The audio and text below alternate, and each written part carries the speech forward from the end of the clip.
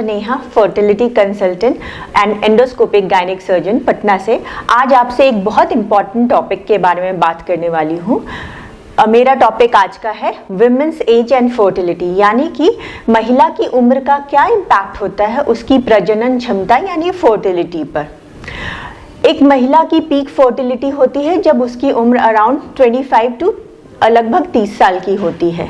31-32 के बाद fertility decrease करने लगती है और ये डिक्लाइन काफ़ी रैपिड होता है 35 साल की उम्र के बाद, जहाँ की एक 31 साल की महिला के हर महीने अगर वो प्रेगनेंसी के लिए ट्राई कर रही है तो गर्भधारण के चांसेस अगर 20% है, वहीं एक 40 साल की महिला जो प्रेगनेंसी के लिए ट्राई कर रही है उसके हर महीने गर्भधारण के चांस सिर्फ 5 या 5% से भी कम हो जाते हैं और 45 साल के बाद ये ऑलमोस्ट ज़ीरो हो जाता है।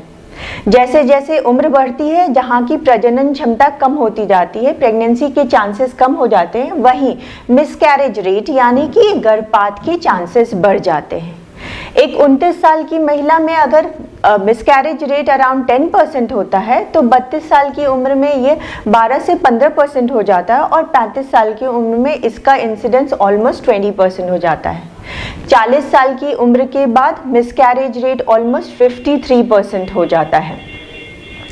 ये डिक्रीज इन फर्टिलिटी और मिसकैरेज रेट का इंक्रीज करना सिर्फ नेचुरल कंसेप्शन यानी प्राकृतिक तरीके से जो प्रेगनेंसी होती है उसके लिए लागू नहीं होता है, बल्कि आईवीएफ की सक्सेस रेट भी उम्र के साथ घटने लगती है और आईवीएफ के द्वारा जो प्रेगनेंसी धारण हुई है उसमें भी मिसकैरेज रेट उम्र के साथ बढ़ने लगते हैं। 40 साल की महिला में हर आईवीएफ साइकिल के सक्सेस रेट ऑलमोस्ट सिर्फ 15 से 20% होते हैं।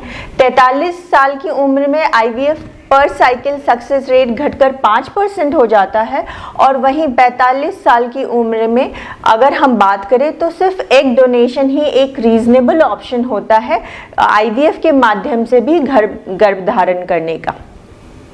स्टडीज़ में फर्टिलिटी कंपेयर किया गया है डिफरेंट एज ग्रुप में और इन स्टडीज़ में पाया गया है कि एक 29-30 साल की महिला की फर्टिलिटी के कंपैरिजन में एक 34-35 साल की महिला का फर्टिलिटी ऑलमोस्ट 14% कम होता है।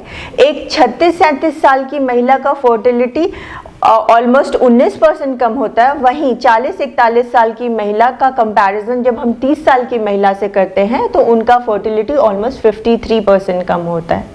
अब आइए जानते हैं कि महिला की फर्टिलिटी क्यों डिक्रीज करती है उम्र के साथ। तो जैसा हम जानते हैं कि जब भी एक बच्ची जन्म लेती है वो अपने दोनों अंडाशय यानी ओवरीज में सीमित संख्या में अंडे लेके जन्म लेती है, जिनकी संख्या ऑलमोस्ट जन्म के समय 10 लाख के करीब होती है। जब ये बच्ची प्यूबर्टी अटेन करती है यानी उसका मासिक धर्म शुरू होता है, इन अंडों की संख्या ऑलमोस्ट 3 से 4 लाख हो गई होती है उसके ओवरीज में और जैसे जैसे उम्र बढ़ती है अंडों की संख्या घटती जाती है। अंडों की संख्या के साथ साथ बहुत महत्वपूर्ण है कि अंडों की गुणवत्ता भी कम हो जाती है। अब गुणवत्ता से हमारा क्या मतलब है? एक जो oocyte होता है उसका क्रोमोसोमल कंपोजिशन होता है 23X, यानी उसमें 23 क्रोमोसोम्स होते हैं और उसमें एक सेक्स क्रोमोसोम X होता है। जैसे जैसे उम्र बढ़ती है ये जो oocyte फॉर्मेशन की प्रक्रिया है, जो oocyte है उसका क्रोमोसोमल कॉम्पोजिशन या तो 23 से ज़्यादा हो जाता है या 23 से कम हो जाता है, जिसके कारण ये oocytes एबनॉर्मल होते हैं, एन्यूप्लॉइड होते हैं और इनसे जो भ्रूण बनता है, एम्ब्रियो बनता है, वो भी उसमें भी क्रोमोसोमल कंपोजिशन एबनॉर्मल होता है, यानी वो एन्यूप्लॉइड एम्ब्रियोज होते हैं, जिसके कारण या तो ये एम्ब्रियोज प्रेगनेंसी कॉज ही नहीं करते यानी कि वो इम्प्लांट ही नहीं करते हैं, या फिर अगर प्रेगनेंसी हो भी गई तो मिसकैरेज हो जाता है। इसलिए जैसे जैसे उम्र बढ़ती है महिलाओं की प्रजनन क्षमता